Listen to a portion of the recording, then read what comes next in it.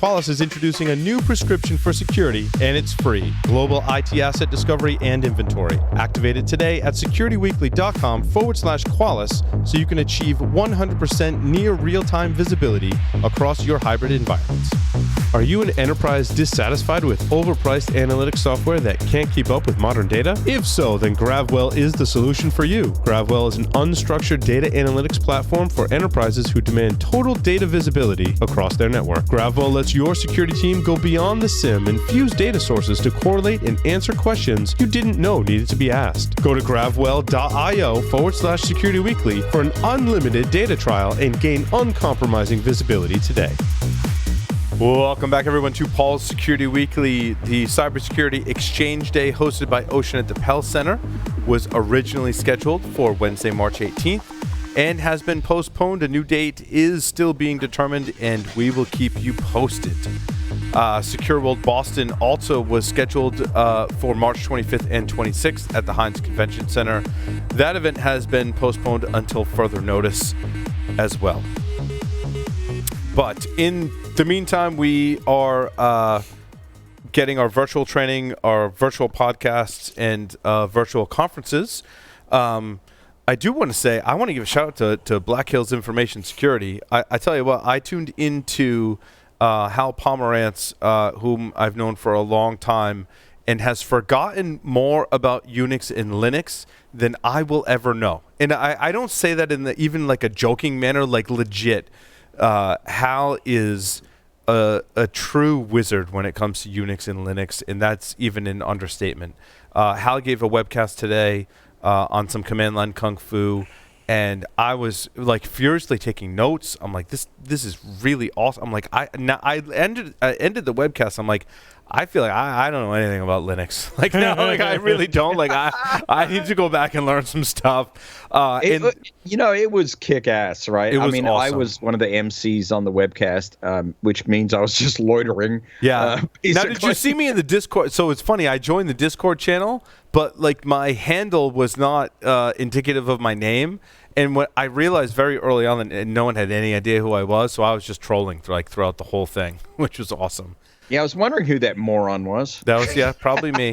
I tell you what, though, was it TP Dragon in the Discord channel? That dude knows his stuff, or he or she, or whoever that is. That person knows their stuff like through and through. I was really strong. Impressed. Bill Stearns, who again is another person that has forgotten more about Unix and Linux than I will ever know, was in the channel actually answering some of my questions in the channel. SSH fanout, the easiest way to fuck up 50 servers. And I tell you what, as much as you think you know about Unix and or Linux, when you have the opportunity to learn from people like Hal Pomerantz and Bill Stearns, you are truly humbled, and you should absolutely do that. And the Discord channel is a resounding win for BHIS. It was just awesome to be in there and share thoughts and ideas with everyone. So I'm making a promise to myself, especially in the situation that we're in, many of us working remotely. I have to work from home tomorrow and certainly next Tuesday for sure. Having that connection back to the community is super important, especially in today's times. And I was just an awesome experience. And a good learning thing. It made me want to like go do Linux and Unix nerd stuff, right? which is great.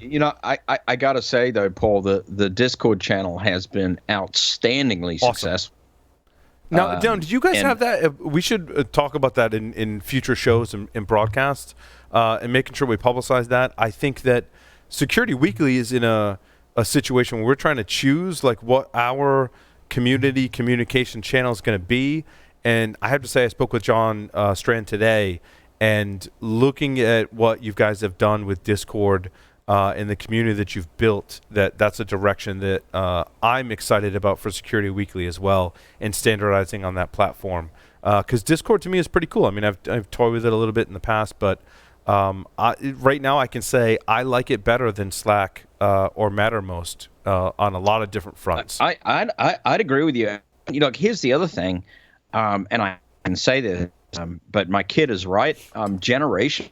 Yeah. Discord is incredibly popular with the 20-something crowd, and so if you're looking to get a younger generation into the show, Discord is, certainly a great way to invite that community in. So I think it's almost a no-brainer. Now, what was interesting was, so I attended that broadcast today, and I read this blog post from the Sans Pen Test blog talking about looking for SMB version 3.11 vulnerability. And I think this vulnerability has been greatly downplayed.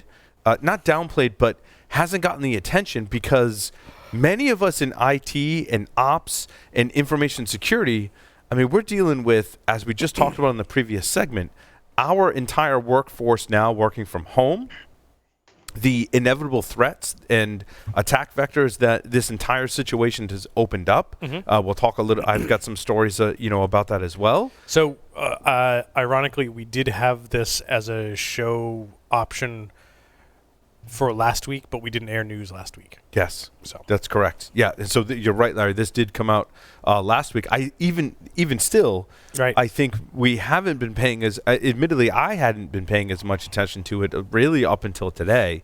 I saw a great post from the Sans Pentest blog and the Sans blog, and they had lots of great information, good tips on identifying it in your environment using Nmap to do so.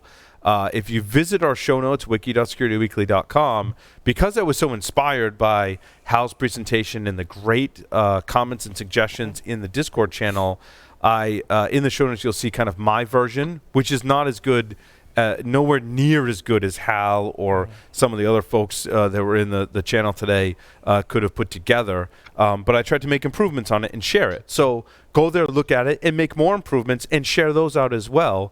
It was really a way to scan for your Windows systems that are running SMBv3.11.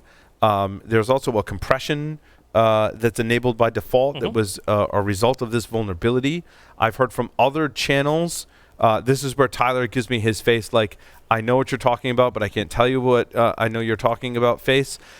There's a name for that face. I'm not quite sure what it is. I think it's called the smolder. Yeah, the smolder. Tyler gives me the smolder when I say there are proof of concepts out there, largely denial of service. When I hear that in our 15 years of covering vulnerabilities, specifically, just a matter of time, but not even a matter of time, when there are POCs out there that can crash stuff, likely, I would say in our experience, Larry, 15 years, 80% of the time, that means there's a subset of both criminals and white hats that have a working version of the exploit. So there is a POC out there for this vulnerability.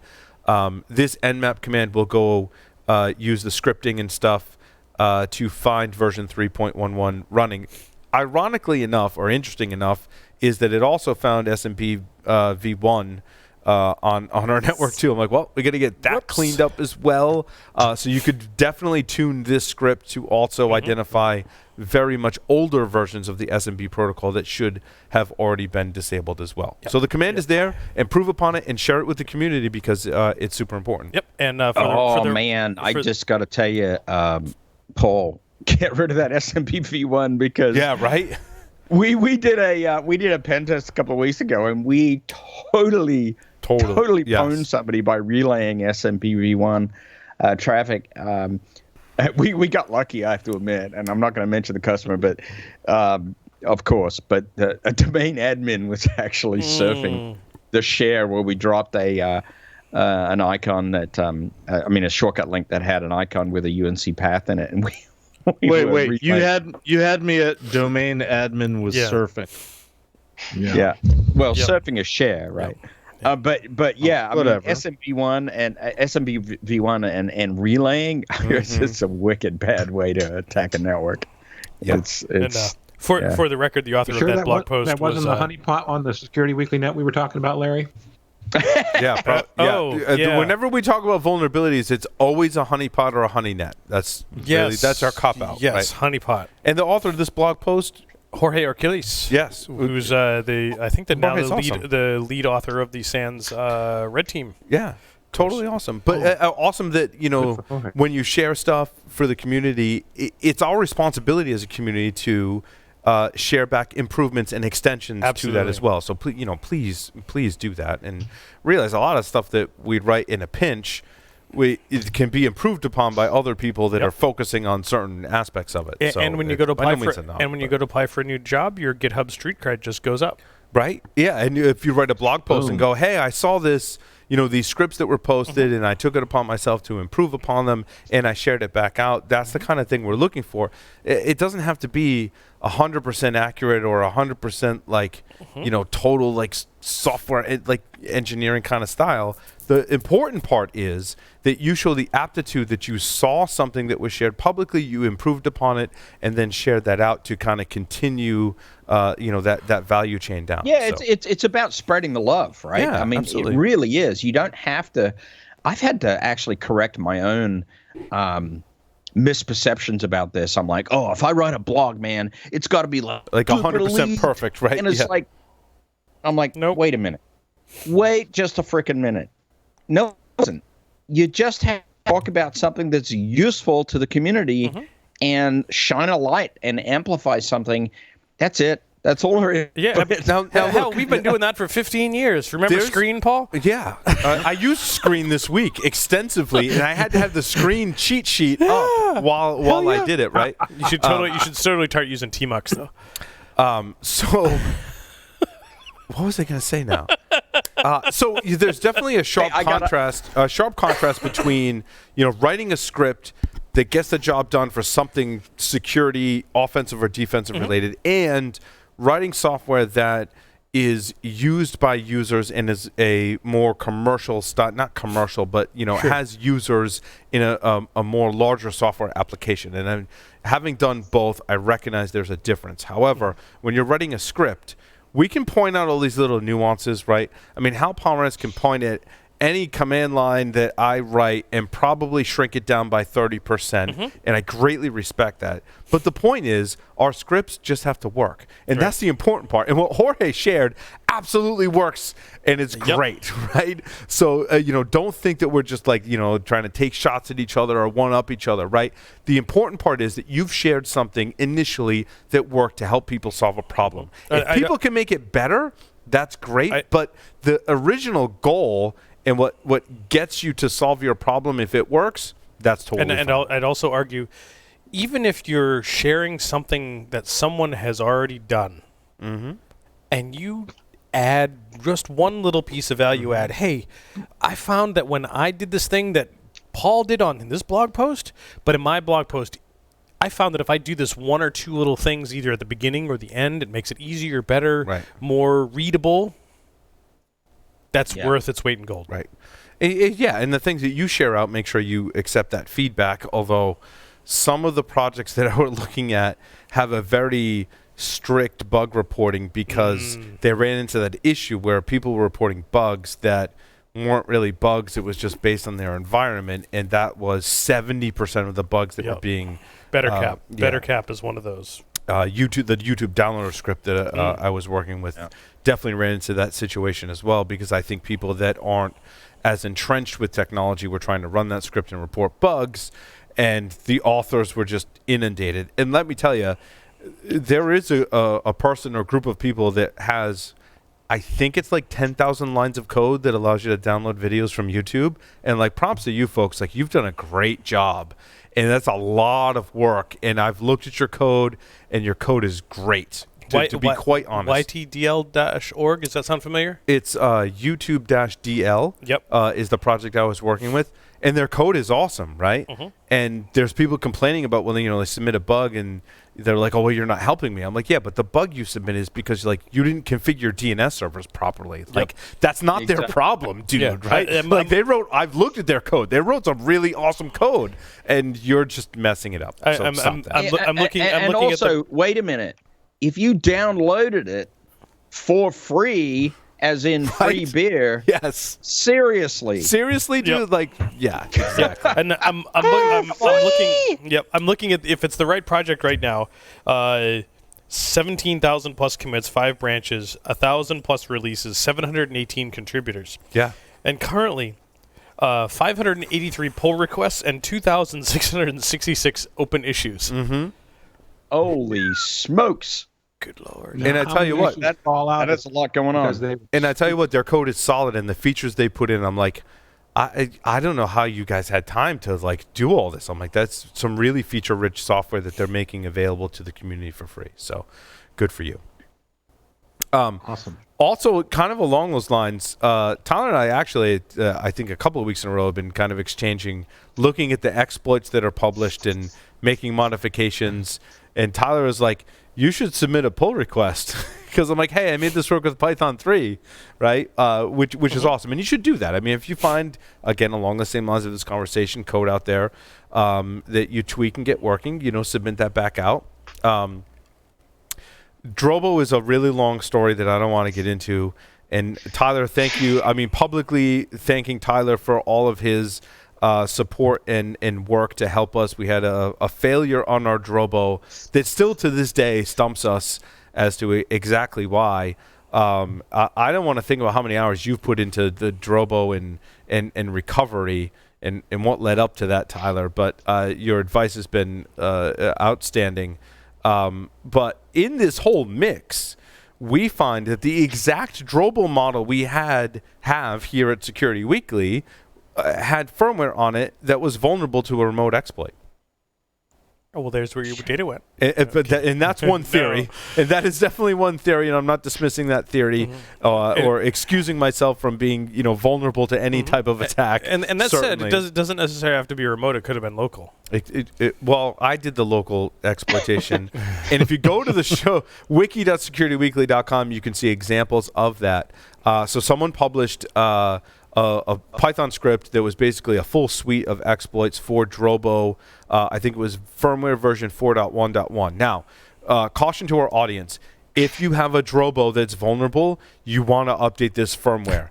Because I tell you what, the bar in terms of difficulty level to getting this exploit working was extremely low. Like, don't think I'm some kind of like super master exploit writer. Like, I basically downloaded this dude's code and like it ran, and I got a remote shell on a port and used Netcat to connect to it. Like, that is not a high bar at all. We used to call that a script kiddie. Yeah, it is definitely, in this case, am definitely a script kiddie. I will tell you a couple of things about this Drobo exploit. What I got an error that I didn't bother to go debug.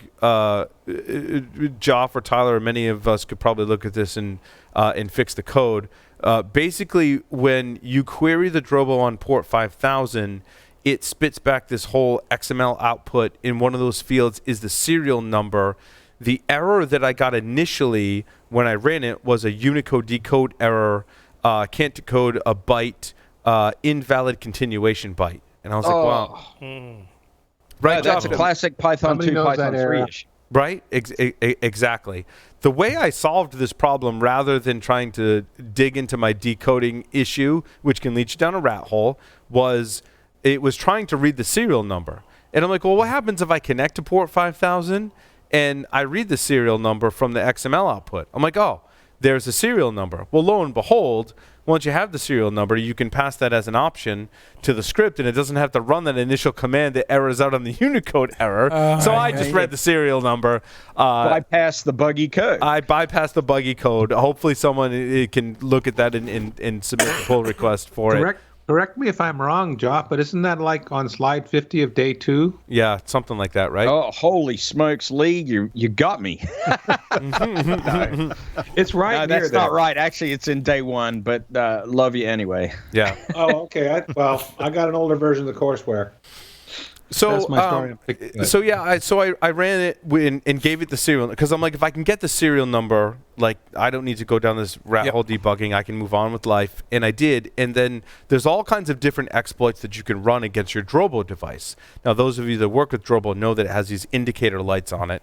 And of course, the first thing I tried was it had this exploit called Party On. It basically makes all the lights blink on the front of the Drobo, which you could really mess with someone that has a vulnerable Drobo. And so you pass it this Party On parameter, and it makes all these lights blink. And so you could totally call, the help desk or whatever, your sysadmins, and go, hey, what's wrong with the Drobo? And they'd go into the server room, and they'd see the Drobo blinking all these, different things. Holy shit, all the disks are bad. Exactly. Eject. So that was fun. But I think even more fun was really, once I reached this point, was running a command, and the command is called popit, which creates a root shell by default on port 8383. So I ran this command. It's drobo.py -s, the serial number, the IP address, and the command popit. There's an older 2017 CVE with some open source library that has a remote command execution. You can, when you go through the code, you'll see the reference to the CVE in there and be able to trace it down. It's 3 years old or so. When I ran that command, I then ran netcat. I connected to port 8383 in traditional script kiddie style to Jeff's point, and lo and behold, I'm sitting on a root shell on the device, like really with very little effort. So again, the advice is, if you have these devices, it runs Linux. It has a remotely exploitable, command execution vulnerability in it. You can download the Python script from exploit-dbe.org. You can run it with really not much trouble and be a root shell on from here. You could delete files. You can persist in backdoors. You can do. I mean, the possibilities are really endless. Drobo's got a pretty decent processor in a place to persist. Yeah. I almost don't. System. I almost don't want to say, if you scroll through some of my command output and look at a particular string that comes back on port 5000 DRINASD, and you plug that into Shodan, you find about what was it, Tyler? About few hundred, 400. So I went to Shodan and searched just for Drobo, and it came up with 209. So if you search for that string, we found about 400 that were exposed to the internet. 494. Yeah, 494 exposed. Now, whether they're running the vulnerable firmware or not, I don't know, but I know that there are, Drobo's exposed to the internet. Export list, send in loop. Wait. I mean, if you talk about a nice place that you wanna store stuff, store your malware on and stuff like that. I mean, it's a storage device. It's got conceivably plenty of space. No. Access, upload YouTube-DL. Right, yes. And use one of the sites that it can download from. You have a nice distributed storage system. Pornhub. Provided to you on the internet. So, PSA for everyone out there, please patch your firmware, update this because the vulnerabilities, again, like 3 years old, it gives you remote command execution. So make sure that you patch that. So that was kind of a fun exercise. But also so falls under the category of patch your shit. Yes, but please patch your stuff because, again, with extreme prejudice. Barrier to entry very low. No question. And that said, we've 494 connected direct to the internet. It's not default nature for these to connect to the internet. It is not. You'd potentially have to be either an insider or have it exposed to the internet. Yeah, like why port 5000, which is the port that gives you this access, is exposed to the internet. Yeah. Kind of a mystery to me. I mean, if you think about the number of IPs on the internet, and maybe it could be in many cases could be complete coincidence in that maybe port 5000 was open for something else, passed to an internal host. And I have to say, a lot of the ones that I saw on Shodan were universities that likely were giving out public IPs, perhaps, and not protecting them from the internet. I feel like port 5000 used to be sort of a semi. Not reserved, but associated with something. UPnP. No, that's 9100. Nope. UPnP event. Is 5000. Yep. Yeah. Did you get that on the internet? It's got to be true. Got to be true. From grc.com. Because everything published on the internet is true. We know this. It was kind of fun and kind of a throwback to have like that remote exploit that just popped a shell on a port. I mean, we don't often see that kind of like remote root shell being that easy to create that condition today. So kind of scary, actually. I enjoyed the stroll down memory lane. Right? Yeah. Serious. Other stories that you folks want to cover? Anything piquing your interest, or let's have a look? Go back should I go? So, Lots of data breach things. Yeah. Blah, blah, data breach. Go ahead, Lee. The one that got my attention, well, there are several of them did, but the cryptocurrency scams rocking Nigeria, my first story. And this was not a poke back at Nigeria by any means, but that's what got my attention. When I started looking into that, I was surprised that, the number 2 risk that the BBB ranks is cryptocurrency. And of course, these are get money quick, and with the current economy tanking, people are going to want to fall for it. And cryptocurrency is a target because it's not super regulated. So, and I'm trying to remember the numbers. It's like 14% of the successful cryptocurrency crime happens in Nigeria. I don't remember the other number. I think 8% is the United States, and there's some others in the middle. I just thought that was a really interesting stat, that people are going after cryptocurrency, and right now the people are falling like flies for it. Mm.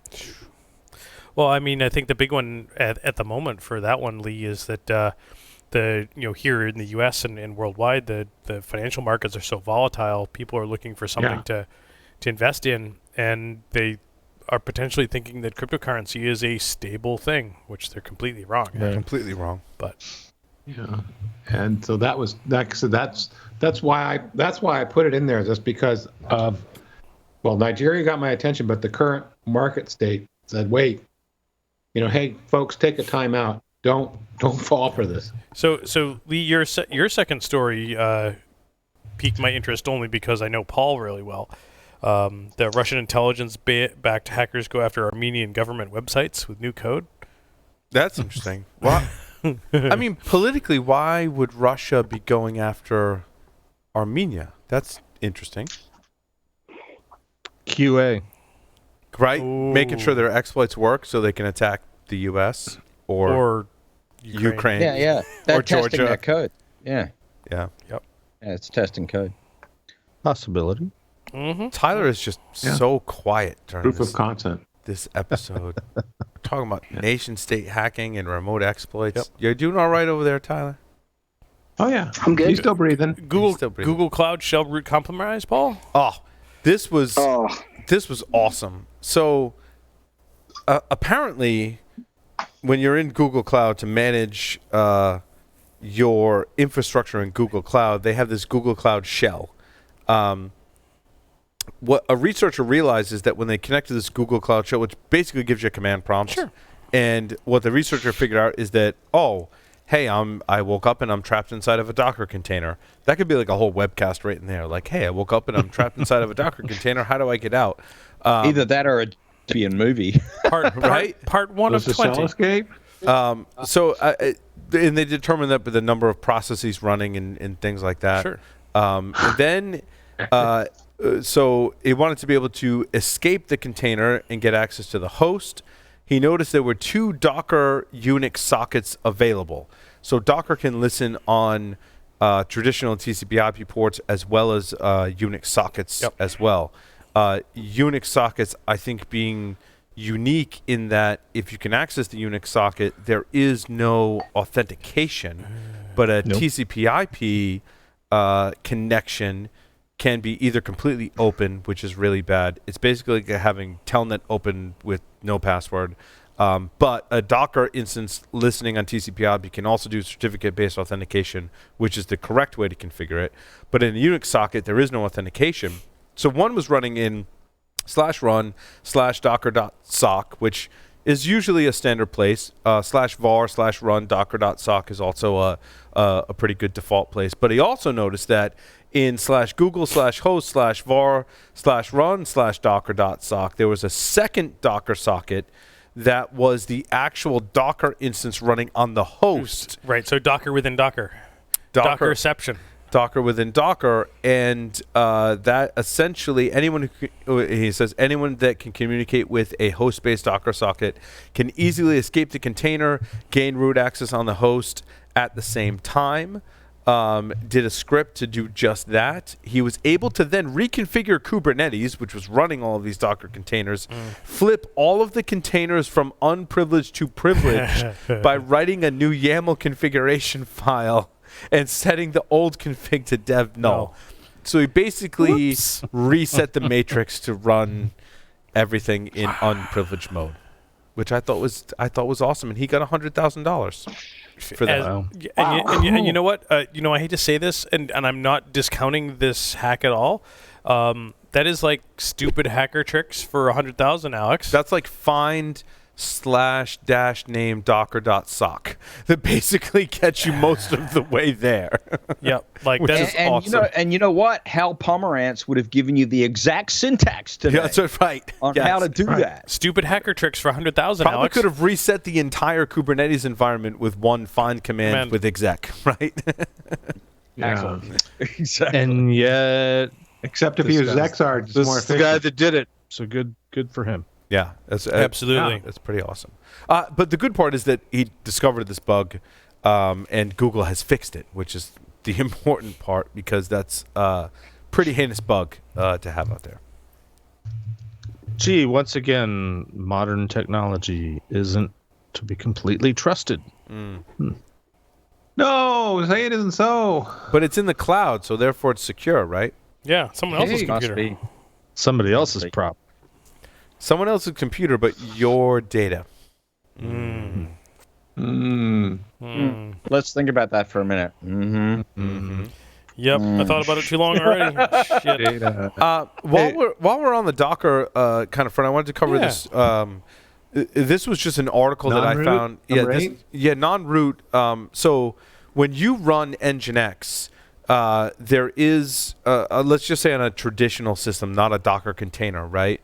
Some of you may have noticed that when you do a PS, you see nginx running, and there's one nginx process running as root, which is then spawning all of the children that are running at a lower privileged user. Now, on a traditional non-Dockerized system, it's not the end of the world when it comes to security, but it's still an issue because there is a process running as root.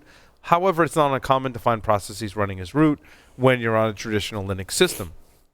Now, when you go ahead and instantiate an nginx Docker container, that becomes problematic, because that means actually the default, and I know this because we've done this, it's awful in production, right? You instantiate an nginx Docker container. When it executes nginx, it does so as root, because if it doesn't, all kinds of things break unless you follow this wonderful person's tutorial on how to run nginx as a non-root user. It requires you changing file system permissions and other things to make the entire nginx process run as a non-root user. Now, the danger is inside of a container. If you take the Docker Hub instance of nginx, right? You build a container and run that user that's running nginx is root, which means if you gain shell inside of that container, whether through an exploit or some kind of command execution vulnerability in the application, or through docker exec -ti/bin/bash, you're dropped at a root prompt. Which is problematic, right? You want to make sure that all of your processes running inside your containers are at a lower privileged user. Unfortunately, and it's kind of a call to the folks that maintain the nginx Docker Hub images, you should make these run as non-root user. Like this, there's a huge, I think, a really big difference between running this as a container and running this on a traditional Linux system. So this to me was important and something to point out. Make sure that your Docker containers in general, especially nginx, I don't know why they're running it as a lot of the stuff on Docker Hub just defaults to not dropping down privileges before it executes the final command before it instantiates the Docker container. You know why? Because this sounds easy. This sounds a lot like set UID. I mean, wasn't that solved a long time ago? It's funny. We talked about that in the webcast today, right, Joff? Well, I mean, and if it's, it's a little bit of that, hey, you know what? It's in a container, so it's more secure anyway, so who cares? right? That's the issue. Right. You should care. You should care. You should always care. Your container should run as non-root. I mean, that's really, it's very easy advice. Sometimes more difficult to implement. Right. It's easy to say. Sometimes it's difficult to implement. Right. Especially when what comes down from Docker Hub in nginx images runs as root. Mm-hmm. Well, the issue is potential trust, right? And is root. Transitive trust could be a big issue here. Absolutely. So I was looking at the changes, and I was wondering, are you going to get nailed by an update? You're going to have to do this every time you update your container, or not? It's a great point. Update nginx? Great question, Lee. If you're pulling the images like from Docker Hub and relying on their configuration, absolutely. My recommendation for those that are really relying on containers to run your applications and deploying that in production is that you take the Docker file and or compose files that are creating these Docker images in containers, and you modify them yourself so that they're running more securely and in your configuration. You build your own image. You then take that image and you put it in your own Docker registry and use that image, and that's my advice for everyone that's relying on Docker to run your applications. You need to maintain control over this. And it's too bad you couldn't do like a pull request to the initial Docker. Well, you could, because the Docker files exist in Git that then ultimately end up in Docker Hub to create, the images. So there is a tie in there. And that's a great point, Larry. I encourage the community to do that. Submit pull requests to say, hey, here's a secure, making your Docker images more secure. Heck, even if Docker has to pull a separate release within GitHub to push that to Docker, then here's your standard config and here's your Uber secure config. I mean, it's the text in your pull request can be Tango Foxtrot.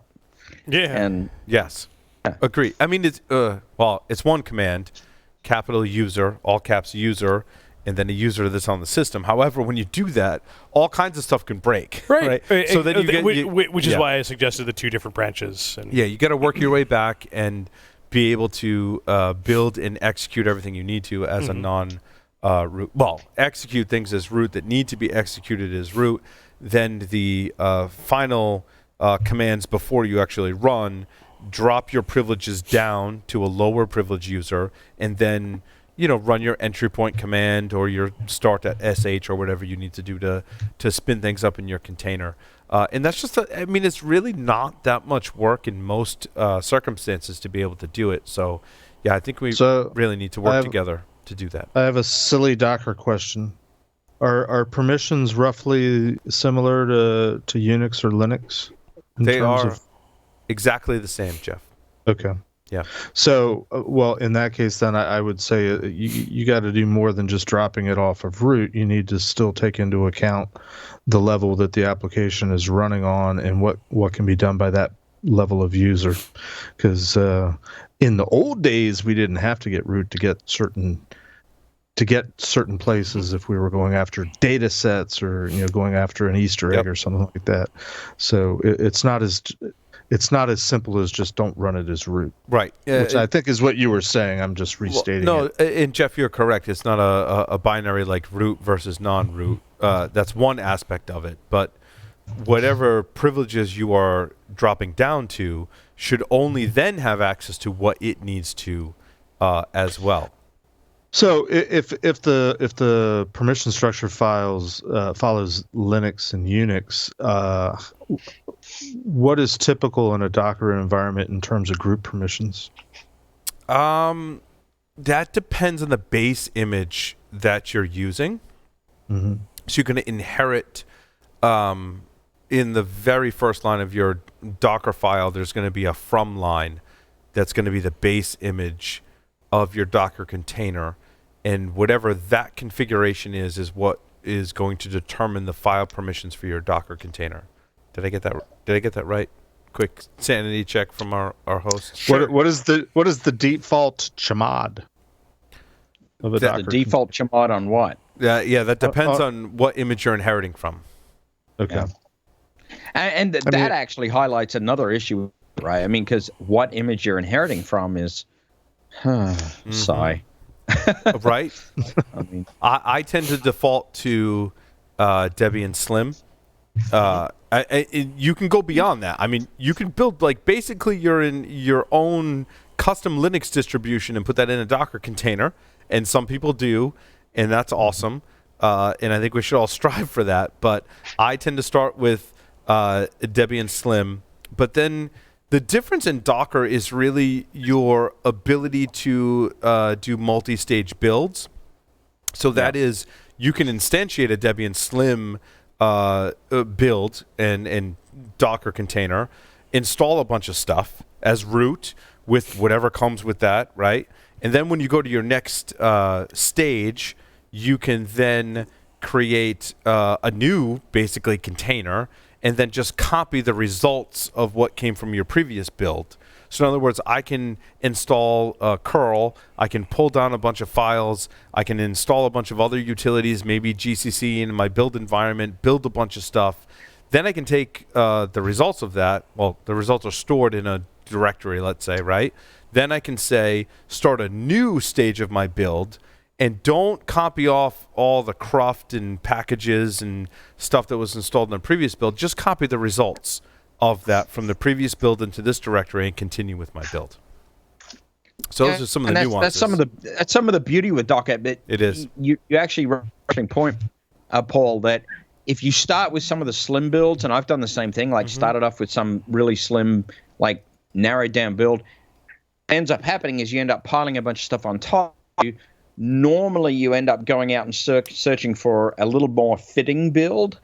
And that's where you have to be a little bit cautious because you can get into some trouble because it comes down to sort of balancing security versus convenience. Right. And what I like about running as a non-root user is I was always very diligent about removing my wget and like curl binaries from my Docker images, because if someone did get shell, right, the first thing they're probably going to try and do is pull down some more tools onto that Docker image. I'm like, well, wget and curl aren't there. I'm constraining their environment. But if it's running as root, your apt command is still there, and they can just apt, install whatever they want. But if it's not running as root, they don't have permissions to do apt install whatever, so that in the nature of it kind of prevents them from installing more tools on the system. Docker's fun. Yes. Moving along. Yes. It's a good place to transition to WordPress and Apache Struts. Oh, God, WordPress. Okay, so moving along. Or not. But this article was kind of interesting in that it talks about, and this comes from ThreatPost, and someone that a vendor or someone that did RiskSense that did an analysis of vulnerabilities and basically found that they lie in the various frameworks that are WordPress and Apache Struts. And my thinking is, if you've got a somewhat decent SDLC and CI/CD pipeline, right, you can very easily test for this stuff. In other words, I'm writing code, right, and I'm checking in my code, and then it gets built into an environment. When that environment is built, the process that creates that initial testing environment should go, hey, I'm going to pull the latest WordPress code. I'm going to pull the latest plugins and themes. Now those are automatically updatable, by the way.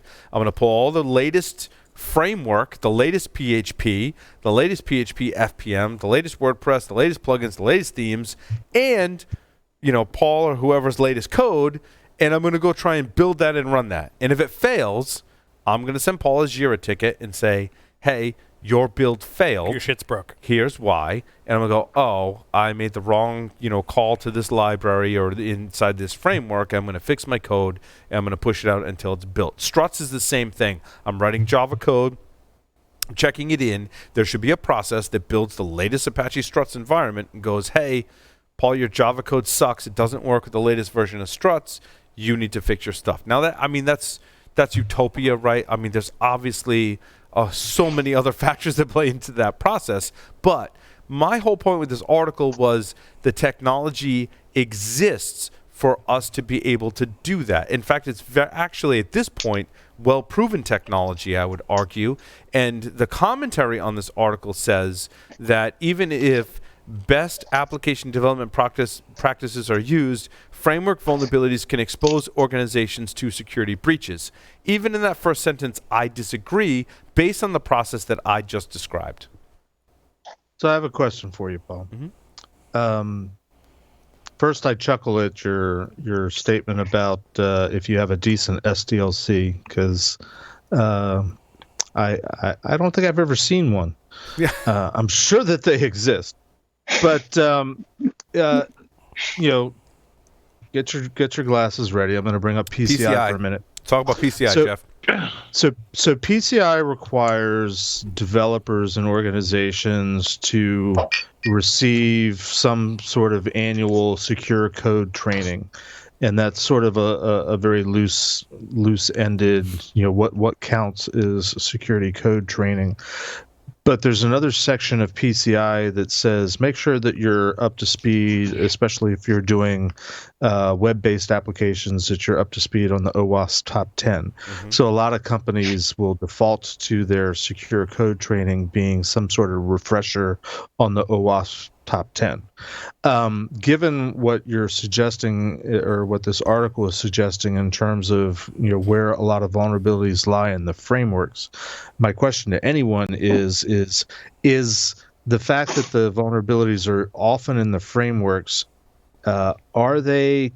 should be somehow addressed in the OWASP top 10, given that that's what a lot of developers are going to gravitate to in terms of secure code training, because that's what PCI requires them to do, and that's going to be the bare minimum that they do. That's a great question, Jeff. Are framework I guess it would be framework vulnerabilities, right? If we're talking about PHP, if we're talking about Flask. I mean, I guess the simple question is, why aren't framework vulnerabilities like one of the OWASP top 10? Yeah, are they? I don't think they are. I don't think they are either. Exposure, XML, broken access control, security misconfiguration. I mean, it's not really security misconfiguration. Component insufficient. No, you're using a framework. You're trusting the underlying building blocks to write your code. You're worried about your code that you're using, making sure it works. And worrying about cross-site scripting and SQL injection and all that kind of stuff. Why? Maybe we need to get somebody on that knows OWASP really well. It's a great point, and it's something that I'm really kind of dumbfounded why we haven't called it out earlier. Right? Is that I can write the most secure code imaginable in whatever language, be it Java, be it Python, be it JavaScript, whatever.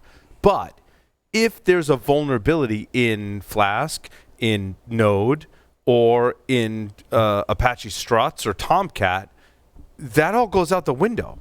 I get the most secure code in the world. If my framework is vulnerable, attackers are still going to be able to exploit my application. So why aren't the standards more focused, or have a focus on, step 0 in this process is to make sure that there's no vulnerabilities in your web server, there's no vulnerabilities in your application server, and there's no vulnerabilities in your framework, right? Are we just stating the obvious here? That's kind of what I'm coming. Sometimes you have to state the obvious. But sometimes that is the obvious, which makes me think that somehow it's got to be addressed somewhere. Right? But it could also very easily just be everybody's like, well, duh, of course you do that. But how do you do that? How do you provide any kind of assurance? How do you validate and test or prove any of the frameworks that you use are up to snuff, other than the usual, we'll make sure you're using the current version. Right. Keep it patched and updated. But then you get immediately into but if we update it, we're going to break something, or we might break something. So let's not do that. Right. I mean, as we've seen with Tomcat, right? If you have a weak credentials on your Tomcat administrative side, that means as an attacker, I can log in, I can deploy my own application to the framework, and get basically a root shell on your server, then it doesn't matter how secure or insecure your code is. I'm at a lower level, and Kevin Johnson was and I talked probably 15 years ago about this particular problem, and it's kind of astonishing to me that. Go ahead, Joe. So, Paul, you just nailed it. I mean, how's that any different from any other, essentially, OSI layer talk, right?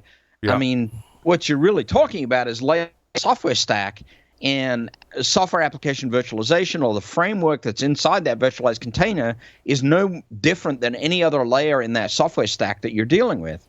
Right. Yeah. I mean, when we talk about Docker, as I said, you could leave the Docker port for the API exposed with no authentication. Then it doesn't matter how secure my applications are, or even my containers are. It means as an attacker, I can then deploy my own privileged container to that environment. I can then remove containers. I can do whatever I want. So basically all security goes out the window if you don't focus on securing the framework and the architecture that your applications are running on.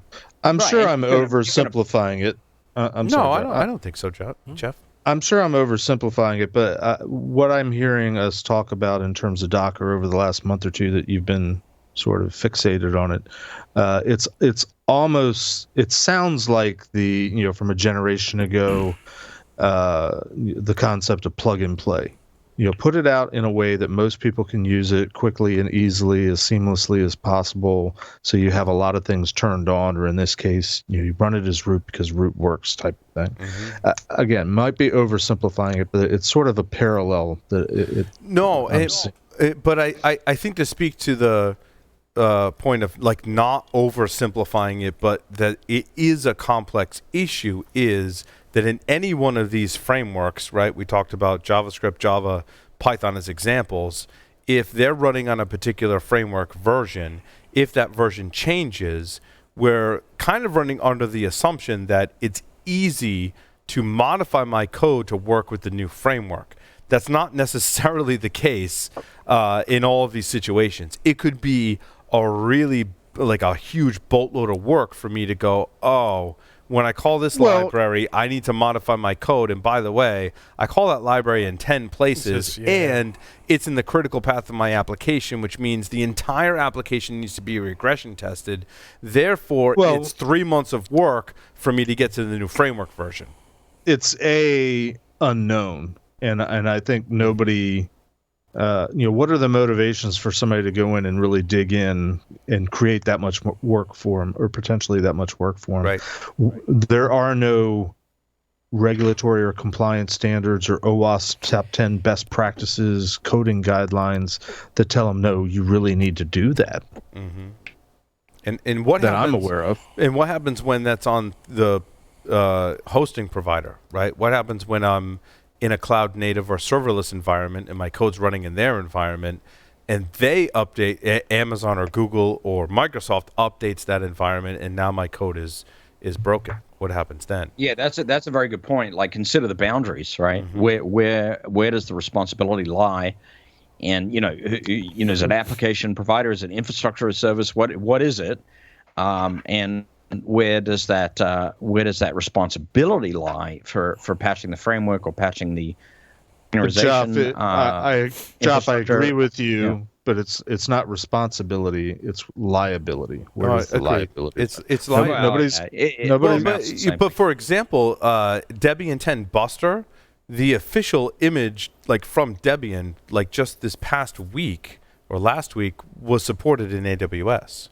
Prior to that, you had to go to another provider of those images, which we used, by the way, to build Debian 10 images, which is kind of interesting. Not to say the Debian 9 stretch wasn't being updated for security, which I believe it was, but there are some definite enhancements and things that I liked better about Debian 10, certainly. And even with Ubuntu, right? More modern versions of Ubuntu didn't require that I go to Docker to pull the binaries. Their Docker environment I could pull from their apt repositories and get the latest version. So there's definitely differences in the underlying frameworks, and what they support plays into maybe how secure or not secure you are in your underlying infrastructure.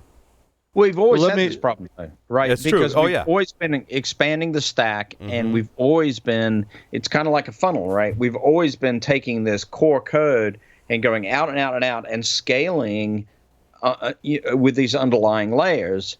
And if something under in the middle somewhere collapses, what we're talking about is what is the effect of everything above that in the stack.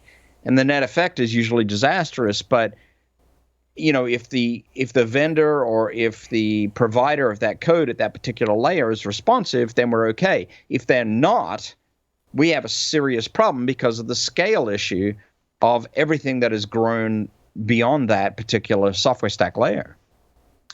Well, let me add yet another layer. I agree with you, Job, but let's put another layer on it. And this is the only way I feel comfortable mentioning one of my stories, which is PCI related, but I think it's germane to our conversation.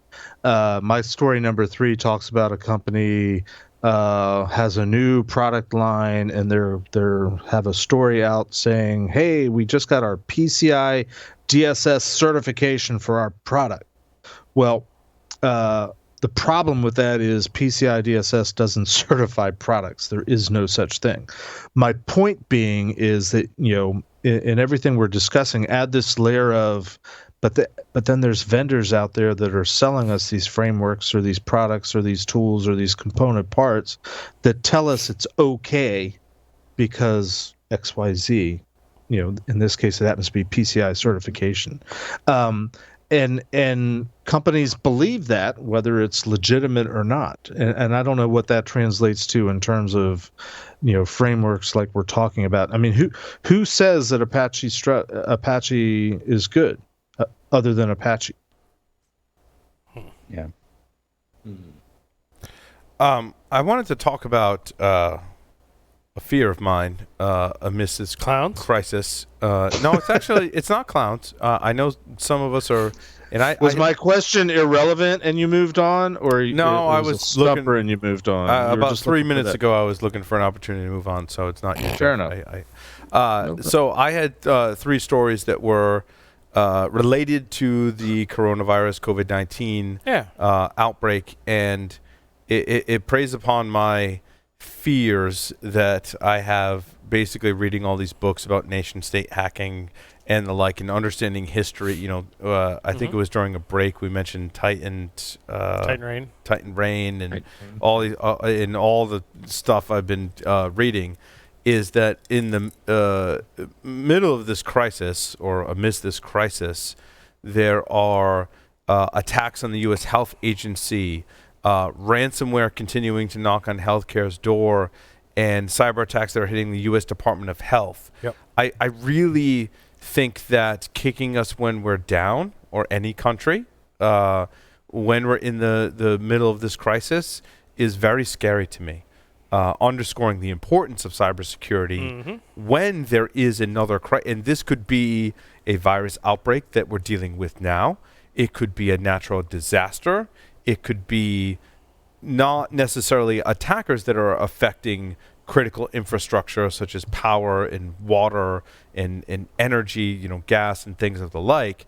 But when there is a crisis, whether that was caused by a nation state or not is irrelevant, but to compound the effect is something that I've observed Russia certainly doing to the Ukraine, as we've talked about in previous episodes, right?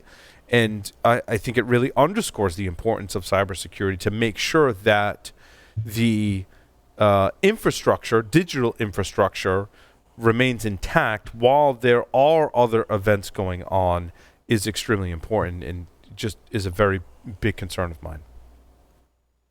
And we've seen evidence, and I don't know the extent of it just yet, right? Because as it breaks, it's hard to understand exactly what's going on until the government entities in the various nations and the information security community and security researchers have had time to look through it to truly understand what all was going into, hey, these various countries are dealing with a virus outbreak and there are cyber attacks and nation states using that as an advantage, which is all just very scary to me. Well, it's scary, but we've talked for the last, how many segments did we cover where we talked about how the attackers are going to be opportunistic? Mm-hmm. Well, guess what? The nation states are going to be opportunistic too. Here's a goddamn opportunity. Yep. I mean, I covered the same. I split my stories like you did into COVID-19, and my first one of those is the same thing. The state-sponsored hackers are using the coronavirus lures. But and then sometimes in America, trying to combat it.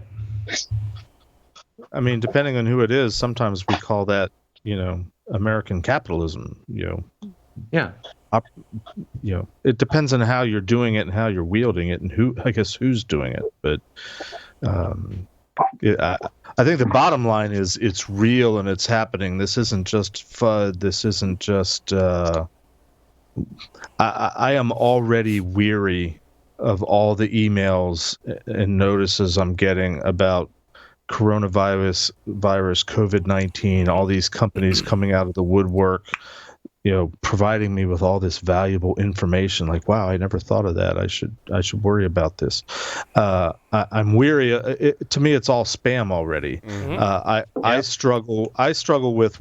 I'm hoping that we're providing a different level of conversation and a different level of information that is either better or worse, scarier or not scary. But I get numb very quickly to the ambulance chasing, which is what I call this stuff.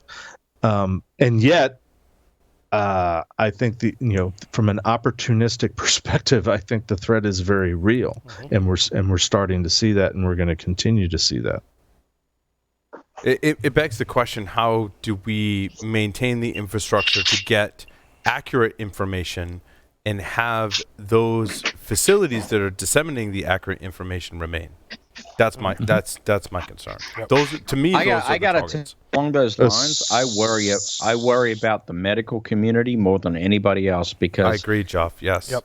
I know we've all point or other dealt with healthcare, and rightfully, our number one concern is human safety, and their number X concern, whatever that is down the list, is cybersecurity. And that worries me a great, because those two things could come together in a very bad way. And when we get off the show, guys, I want to share a little piece of math with you, not on air, just something that sort of brought things home for me about how potentially damaging this whole situation is based on sort of where we are. But I tell you what's been super hard is separating the math and science from the conjecture and opinion.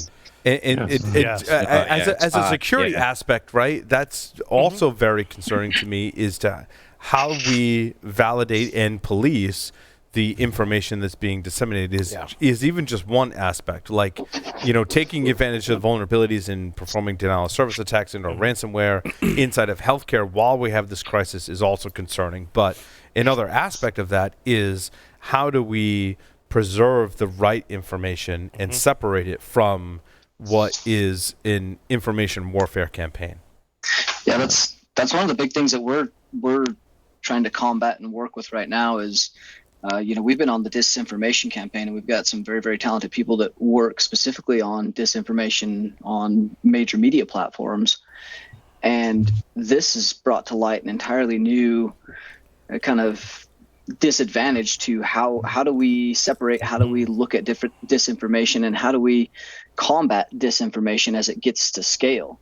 Once we're talking like scale, that's when it starts to become a really big deal. And we have to learn how to both disconnect our emotions from the standpoint of being emotionally tied to whatever's in the media, whatever's in the news, while also not disconnecting our emotions to the human aspect of what this causes. Because at the end of the day, you have people that have to make a living, and the economic repercussions of all of these decisions, while they are hard and probably do play a pretty big social aspect and health perspective, there are economic things that we're going to have to deal with for many years, and that's going to come down heavy on how people live and how people can deal with this long term. Yeah, and it all plays into each other and interacts.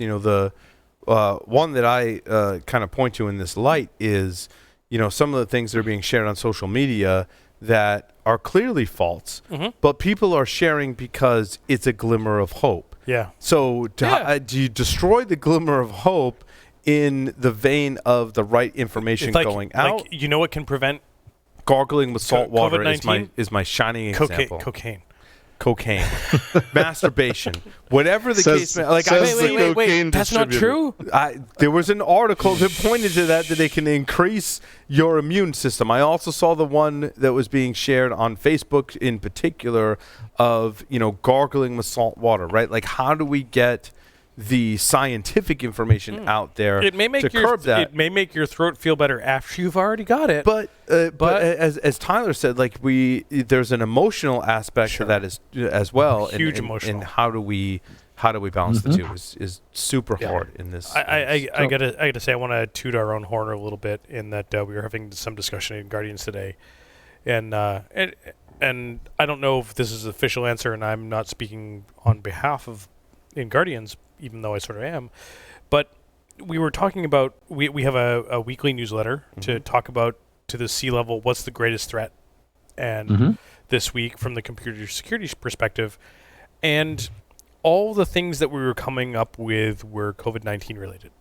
and thinking about that and listening to some feedback and looking what's going on, we just said we're just gonna shut the fuck up for 2 weeks, because everybody does not need to see another email with COVID-19 in it, and they have enough else going on to figure out how to keep their business running to worry about yet another threat.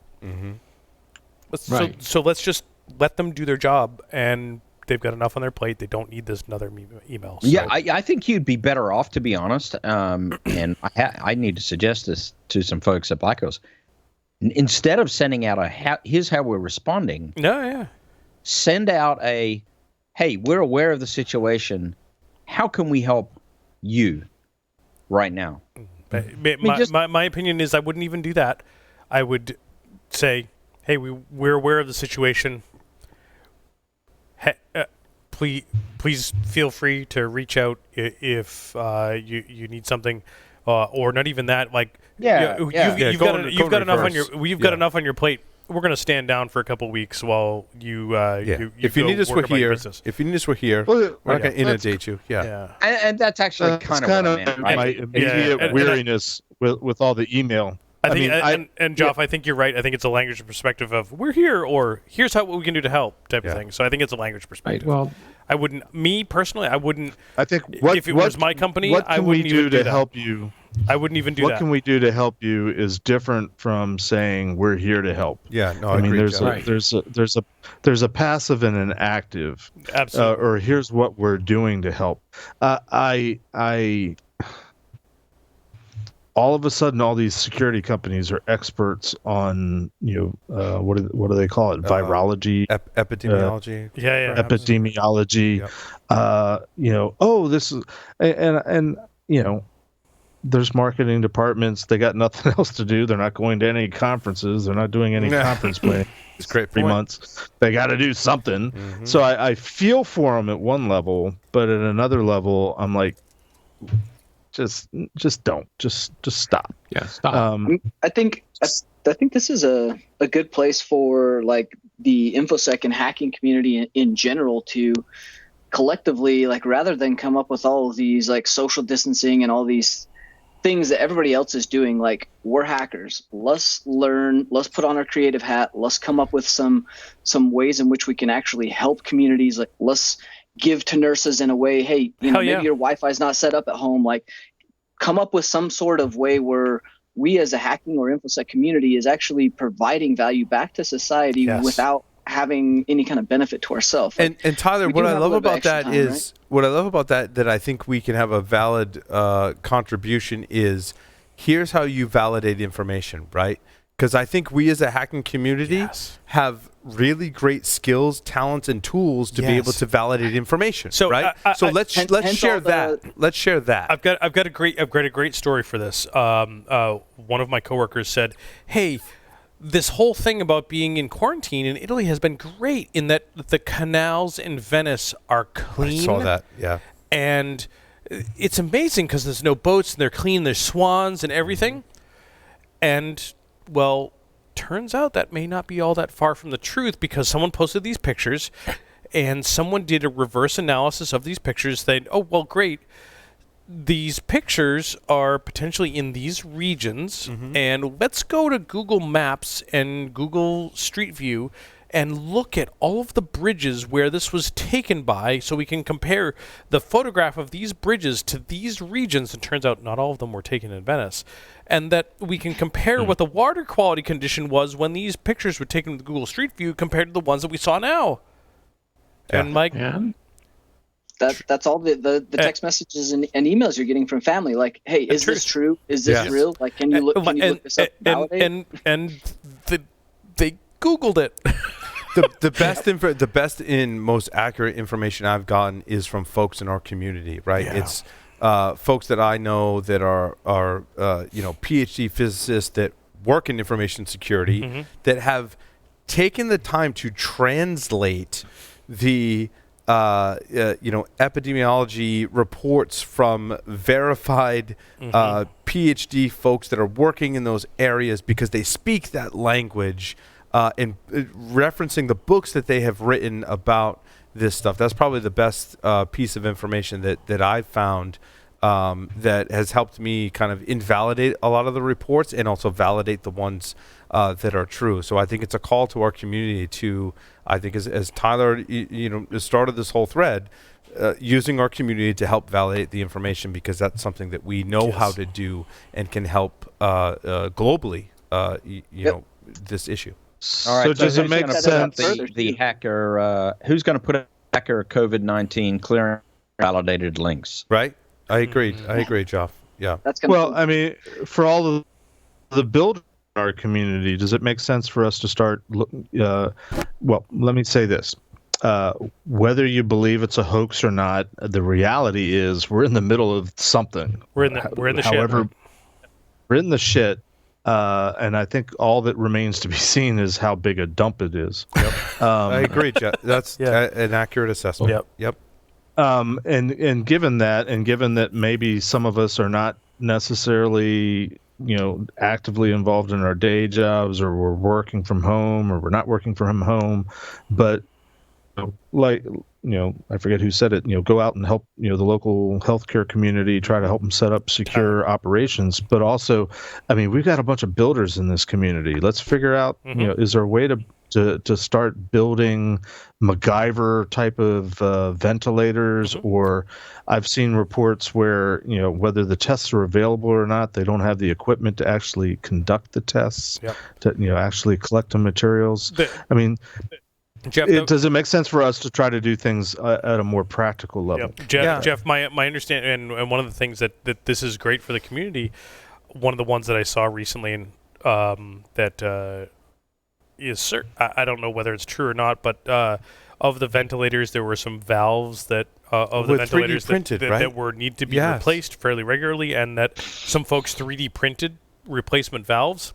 And we might know some people that might own some 3D printers. The problem is that the company that produces those valves sued the people that were 3D printing those valves. Like, really? Yeah, these are the kind of... I'll say that. When has that ever stopped us before? Right. Never. That's a great point, Jeff. Never. Great point. Never. Right. Yep. Another good point to start helping with, too, that I've noticed is many of us have been consultants that work from home or travel and have been doing this remote work for 2 decades. Years. Yes. So really providing some of the guidance around, hey, here's some tips and tricks on like how you deal with conference calls with kids at home. Starting a Slack channel at work for parents so that you have ideas. Like here's abcmouse.com or a science. I don't know if I'm ready to go public that I have a dungeon in my house. I'm just saying. Right.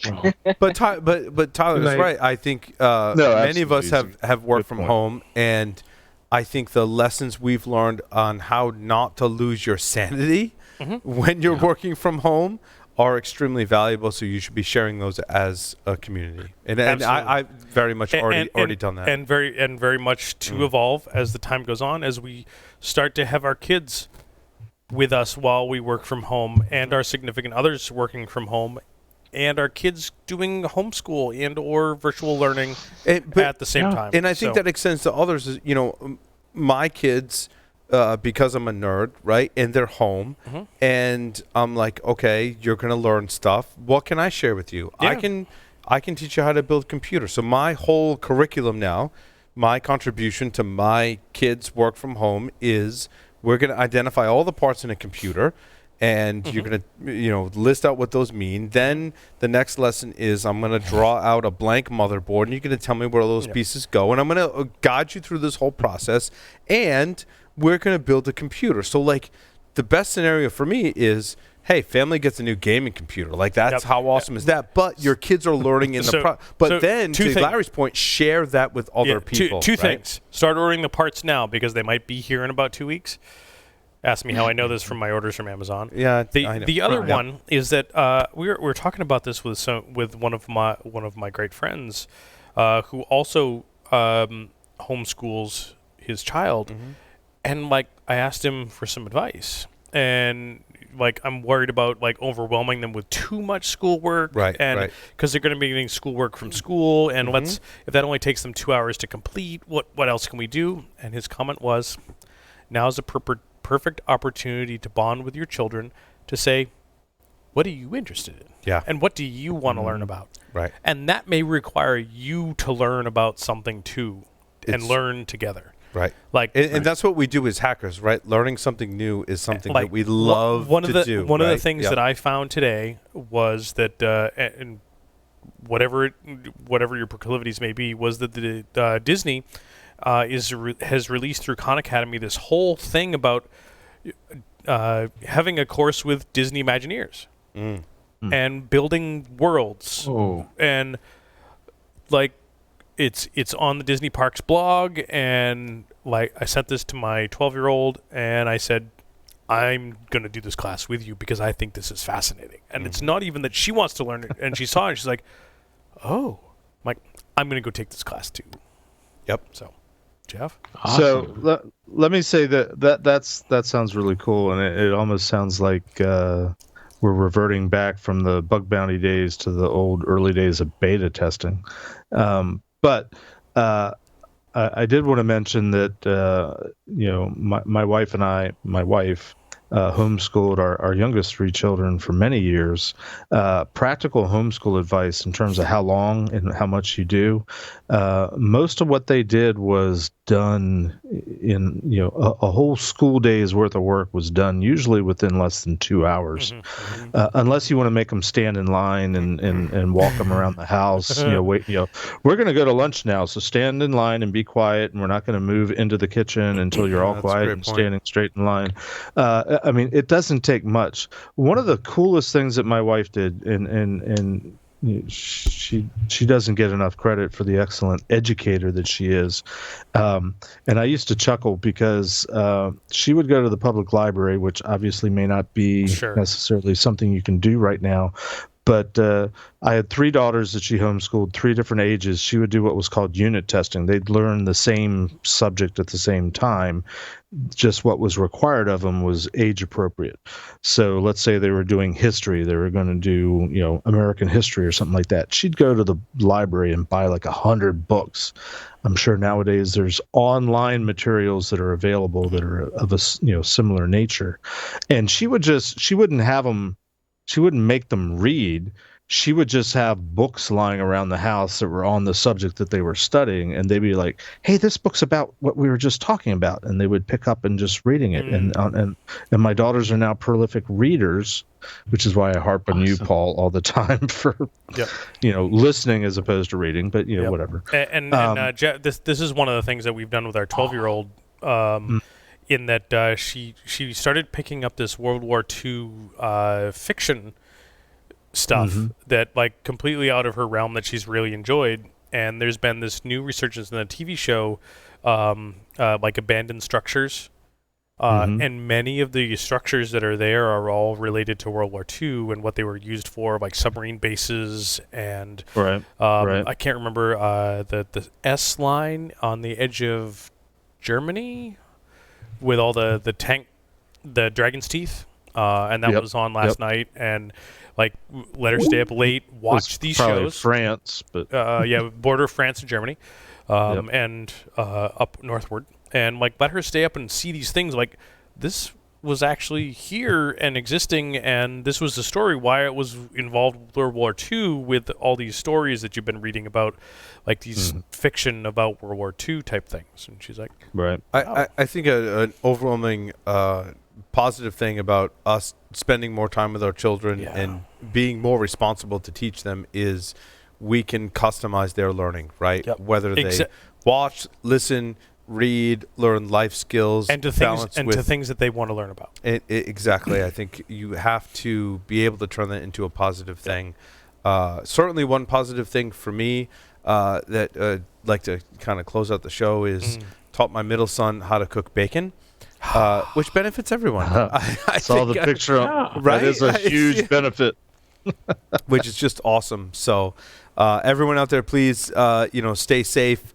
And by all means, abide by the guidelines, because I think that we, of course, need to listen to what's happening, observe what's happening, and abide by those guidelines for all of us to stay safe, especially our older relatives and everyone's relatives. So thank you, everyone, for listening and watching this edition of Paul's Security Weekly. Larry, take us out. Over and stay 6 feet away from me. Out.